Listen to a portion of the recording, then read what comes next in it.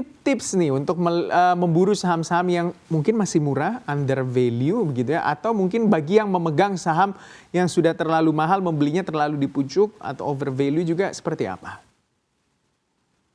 Ya, terima kasih Mas Bram atas pertanyaannya. Oke, kita melihat bagaimana mencari saham yang under value dan juga over value ya.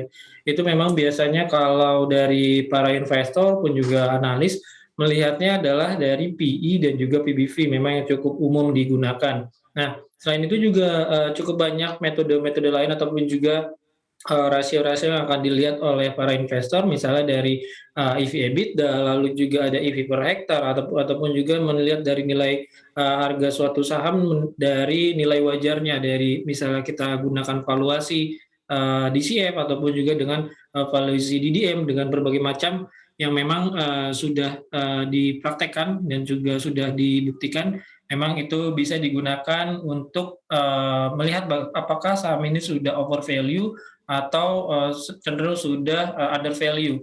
Nah, untuk itu memang dari para investor harus mengetahui terlebih dahulu ya apa sih ya, saham over value dan under value, dan bagaimana melihat PE dan juga PBV yang dibilangnya adalah cukup murah. Pertama kita melihat dari over value, memang yang diartikan adalah ketika saham ini sudah pergerakan ya sudah meningkat cukup signifikan dan tidak wajar ketika harganya melebihi dari batas nilai wajarnya, ataupun secara PE sudah biasa dibilang kemahalan, dan secara PBV juga sudah terlalu tinggi gitu.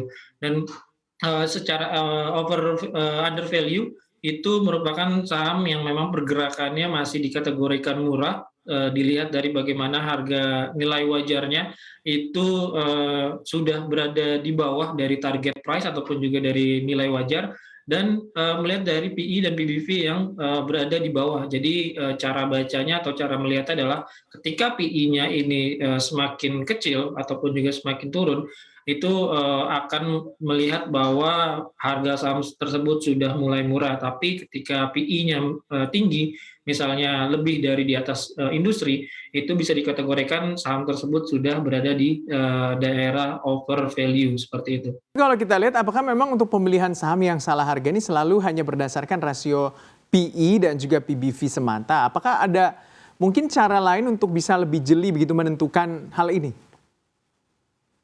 Ya, untuk melihat secara gampangnya memang biasanya digunakan adalah PE dan PBV. Namun cenderungannya apabila kita melihat terkadang menemukan adalah PE yang minus, lalu ataupun juga PBV yang juga minus, ini akan menyulitkan para investor ya, karena itu adalah salah satu metode yang paling gampang secara fundamental, karena bisa dilihat di laporan keuangan ataupun juga bisa menghitung sendiri dari beberapa platform pun juga sudah mulai memperlihatkan PE dan PBV-nya, sehingga itu akan memudahkan. Namun tidak hanya itu yang bisa dicermati oleh investor. Tadi sudah sempat kita bahas adalah adanya EV/EBITDA, lalu juga ada EV per hektar untuk juga sektor perkebunan dan yang memiliki beberapa lahan untuk dihitung apakah memang perusahaan ini cenderung sudah murah harganya ataupun juga sudah mulai mahal. Nah, selain itu juga dari ada nilai wajar, ini bisa dihitung walaupun agak cukup panjang kita untuk meluangkan waktunya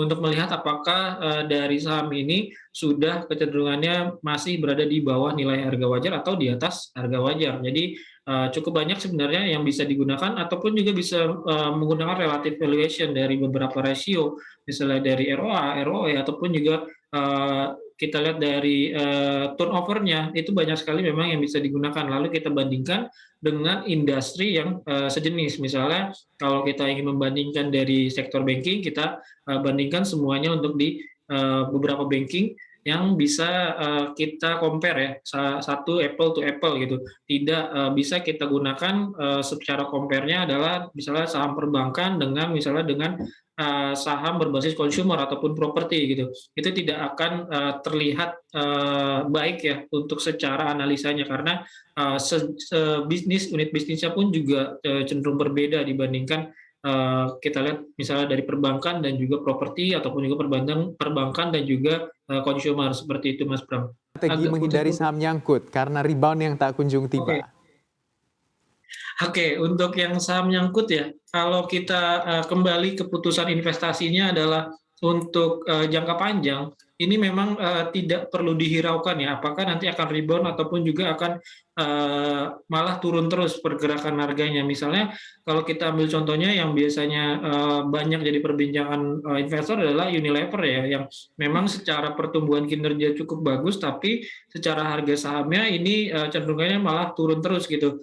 Dan ini yang memang biasanya untuk para investor yang baru-baru mulai berinvestasi ya, karena kita lihat ini dengan pergerakan yang terus-turun dia akan mulai cenderung panik karena tidak mengetahui terlebih dahulu secara fundamental kinerja perusahaannya. Dan kalau ingin jangka panjang memang lebih mengedepankan adalah secara fundamental apakah ini akan bertumbuh, lalu dia juga akan mengincar dari dividen, tidak begitu memperhatikan bagaimana pergerakan harga yang memang cenderung turun, dan dia yakin bahwa dengan ada pertumbuhan dari kinerja itu akan meningkatkan dari harga sahamnya ke depannya.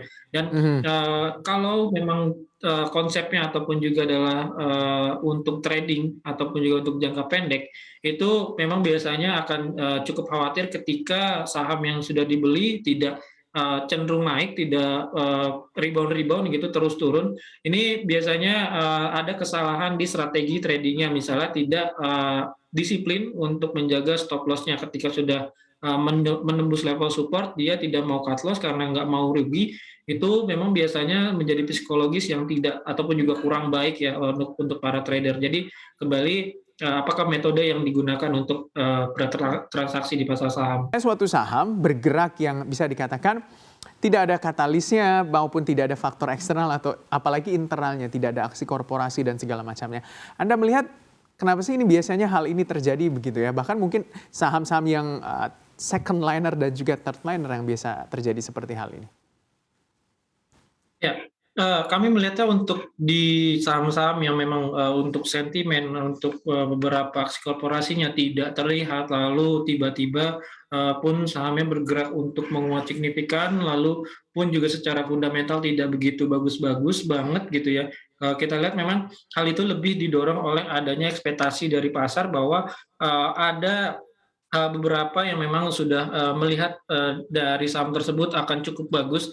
Ini biasanya akan diikuti oleh para investor apalagi yang belum mengenal dunia pasar modal secara jangka panjang ataupun juga kalau kita sebutnya adalah generasi milenial ataupun juga yang generasi corona ya begitu ya. Iya, untuk generasi yang seperti itu kita lihat memang perlu mempelajari terlebih dahulu bagaimana pergerakan pasar dan bagaimana psikologis yang terjadi ketika memang adanya untuk rekomendasi seperti itu. Dan kita lihat memang juga yang disebabkan keduanya adalah adanya likuidasi ya, yang adanya likuiditas yang terjadi di perusahaan tersebut. Kita lihat memang secara fundamental tidak begitu bagus, tapi secara untuk likuiditas, secara harga ataupun juga untuk penawaran saham yang ditawarkan, ini cukup menarik untuk dilakukan trading ataupun juga untuk mendapatkan beberapa cuan ya, karena secara kita melihat dari beberapa tahun belakangan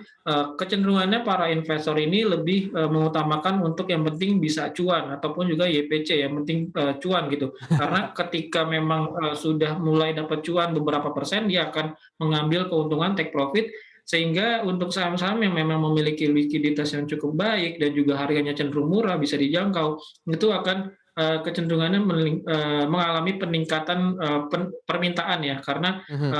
ini lebih kepada teori ekonominya, ketika permintaannya naik sedangkan penawarannya ini terbatas, otomatis harganya akan cenderung naik seperti itu. Iya, apalagi yang cubung ya, cuan bungkus, yang penting cuan begitu itu sebenarnya juga yang membuat harga suatu saham fluktuasinya cukup besar juga. Terakhir mungkin ini juga Mas Akil, apa sebenarnya yang perlu diperhatikan oleh seorang investor ketika mau memilih saham-saham yang mungkin under value begitu atau supaya tidak salah harga begitu ya, membeli saham yang sudah over value, mencari harga saham yang masih di bawah rata-rata utamanya terhadap bisnis emiten-emiten yang berada di peer sektornya. Oke, melihat bagaimana untuk memilih saham-saham yang selain dari PE, PBV ya, yang bisa juga menarik supaya tidak salah memilihnya, apakah ini sudah benar under value ataupun juga over value. kita bisa juga, selain melihat dari PE/BV, kita bisa juga melihat, bagaimana, perusahaan ini akan mengembangkan bisnisnya. Apa yang akan dikembangkan oleh perusahaan untuk bisa menambahkan, profit-nya, bisa menambahkan margin-nya, sehingga nantinya akan juga mengerek dari PE dan juga PBV-nya untuk, lebih cenderung pergerakannya untuk, lebih murah untuk di harga sahamnya. Dan, Mhm.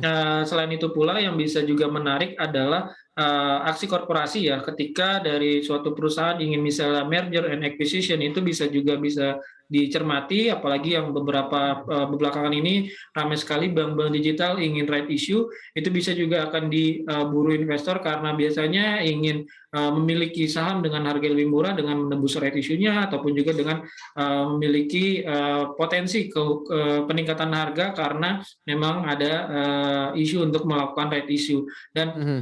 selain itu kita juga bisa melihat bagaimana secara valuasi harga saham ketika, sudah kita memvaluasi menggunakan beberapa metode valuasinya, cenderung itu juga bisa digunakan apakah ini perusahaan sudah, berada di atas harga wajar atau, malah cenderungnya sudah berada di bawahnya ya.